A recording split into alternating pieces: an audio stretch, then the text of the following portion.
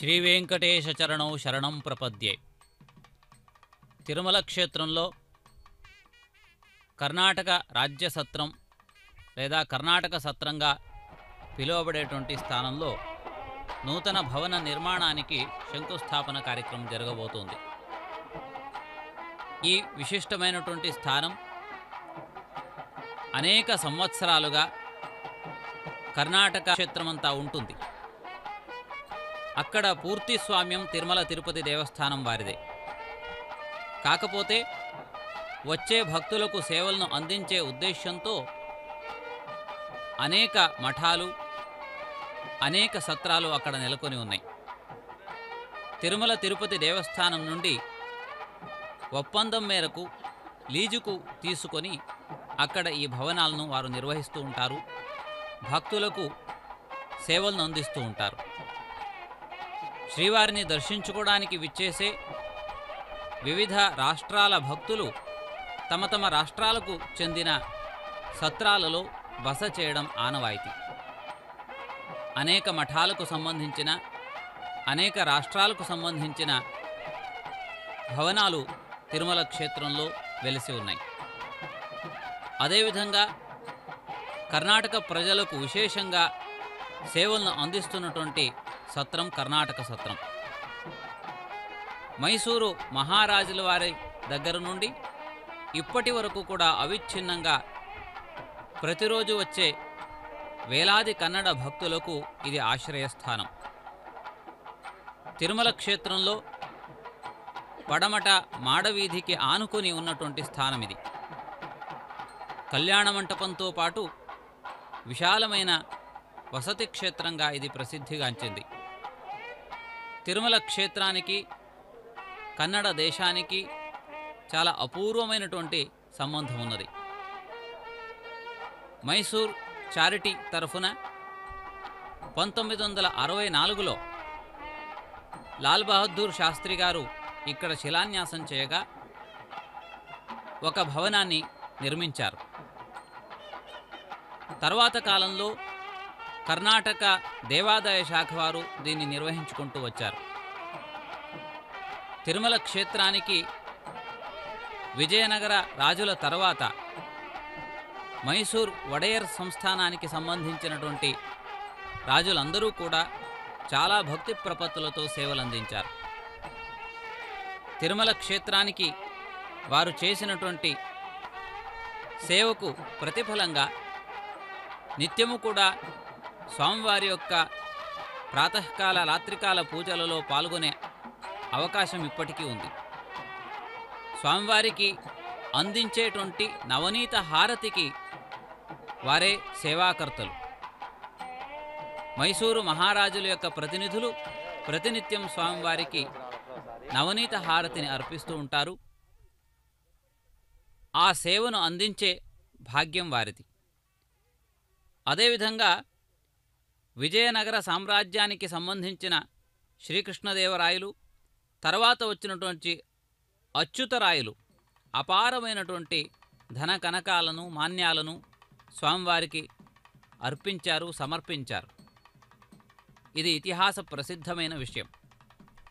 శ్రీకృష్ణదేవరాయల వారు హంపిని రాజధానిగా చేసుకుని కర్ణాటక, ఆంధ్ర, తమిళనాడు ప్రాంతాలను పరిపాలించారు. ఆ సందర్భాలలో వారికి విశేషంగా యుద్ధాలలో విజయం చేకూరినప్పుడల్లా అది వెంకటేశ్వర స్వామివారి యొక్క పరిపూర్ణ అనుగ్రహమని భావించి తిరుమల క్షేత్రానికి వేంచేసి స్వామివారికి అపారమైన ధనకనకాదులను సమర్పించి నమస్కరించేవారు. తర్వాత వచ్చిన అచ్యుతరాయల వారు కూడా ఆ పరిపాటిని కొనసాగించారు.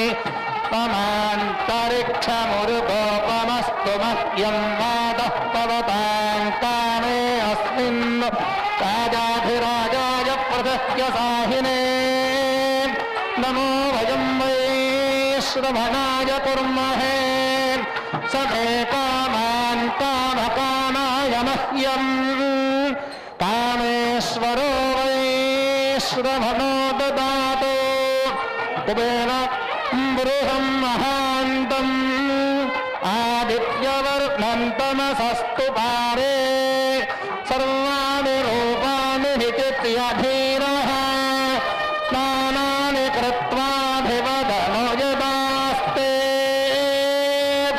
सम्राजं च विराजं चाभिश्रीर्यातनो गृहे लक्ष्मीराष्ट्रश्च यामुखे तया भासको दृजन्तो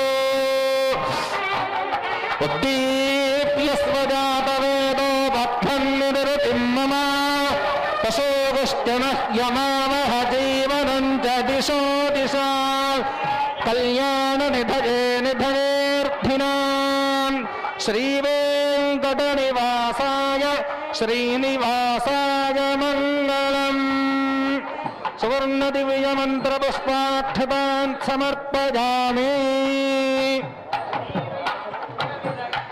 स्वामी पुष्करिणी तटे रमया रममाणाय वेङ्कटेशाय मङ्गलम् श्रियः कान्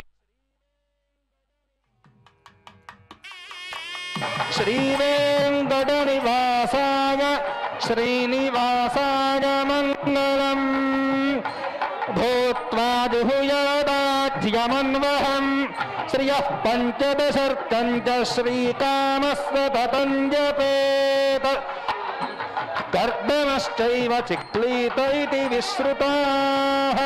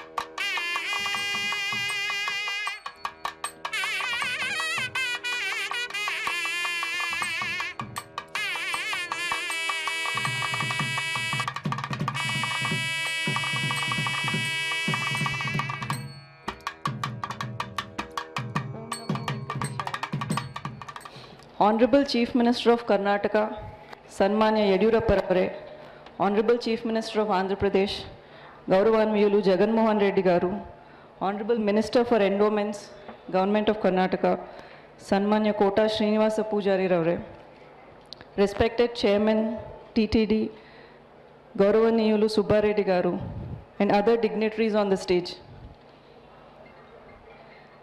The people of Karnataka, earlier Mysore state, have had centuries of bond with the Lord of the Seven Hills. The Maharajas of Mysore, with the blessings of the Lord, have had the unique privilege to serve the Lord and be patrons of the temple and its devotees by way of bearing expenses for annual festivities, making facilities for devotees, doing dana of funds and jewelry, and support in the temple administration. They had also established Kalyan Mandapa, cottages, and infrastructure at Tirumala for the benefit and convenience of the devotees. The same has devolved upon the government of Karnataka under its endowment department. It was in 1964 that the foundation stone for a new Mysore chowtry that was laid by the then Prime Minister of India, Sri Lal Bahadur Shastri. It is only in the fitness of things now that the present foundation stone be laid by the Honorable Chief Ministers of both the states, symbolizing the existing brotherhood between its people. Presenting here is a brief overview of the project.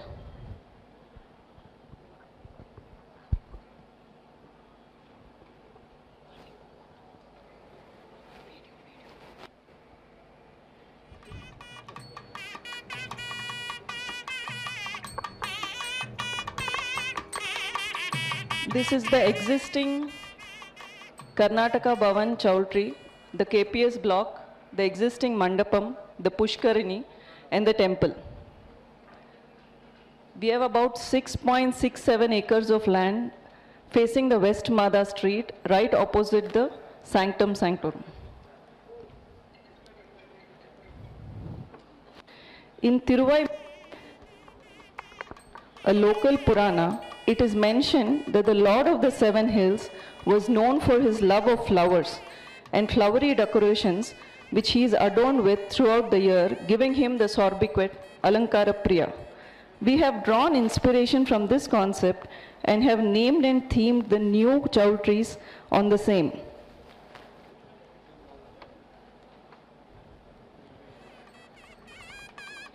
We have Kanakambaram, which is the existing KPS, a total number of 84 rooms, Sampige, Sampangi in Telugu, Sevantige, Chamanti, Mallige, Tavare, Pushkarini renewal, and the Mandapam. So a total of 4 new structures and existing structure remodeling is being taken up under this project. A total square foot of over 3 lakh square foot is being constructed. This is an overview of all the blocks and the Pushkarini put together. In each of the blocks, we have tried to use the local tradition and the flower theme. Like in Sampige, we've used the color theme as a mood board and metal wall art depicting colors of the Sampige flower. In Sevantige, we have metal art and Gandifa art, which is local to Karnataka. In Tavare, which is the sweet block, we have about 36 rooms. We someday hope to host the Chief Minister of Andhra Pradesh once this is done, because this is modeled on the Padmavati and Sri Krishna, and it has lotus motifs throughout. Mallige is the name we've given to the Kalyana Mandap. It has a seating capacity of over 400, and the Mallige motif is in the walls and in the flooring and the ceiling. Kanakambaram is the existing block which we are updoing. This was the same block which was the foundation stone for which was laid by the then Honorable Prime Minister. It will have art from Kalamkari and leather puppetry as wall art. This is the existing Kalyana Mandapam where the Lord visits twice in Pallavotsavam. The existing Kalyani will be remodeled on this pattern. A quick walkthrough.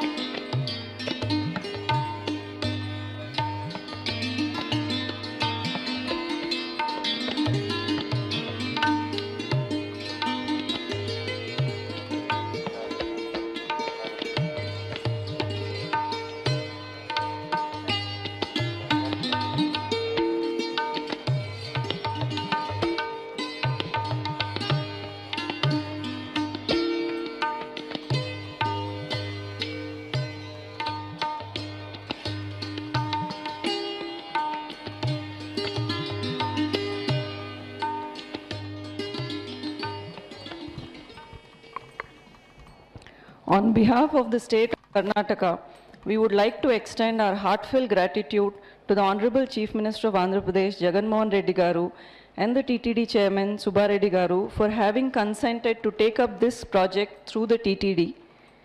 Thank you very much, sir.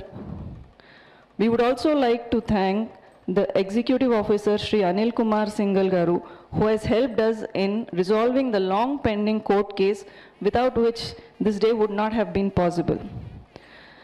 Special thanks are also due to the Additional Executive Officer Dharma Reddy Garu and the Chief Engineer Ramesh Reddy Garu for their constant positive support through the last 6 months, without which today would really not have been possible. This entire project is being developed and to be executed by the TTD through its engineering division. We hope that in the coming days, in this 3 lakh square foot, we hope to house around 1,800 pilgrims in a single day. This would meet the demand from thousands of devotees across Karnataka.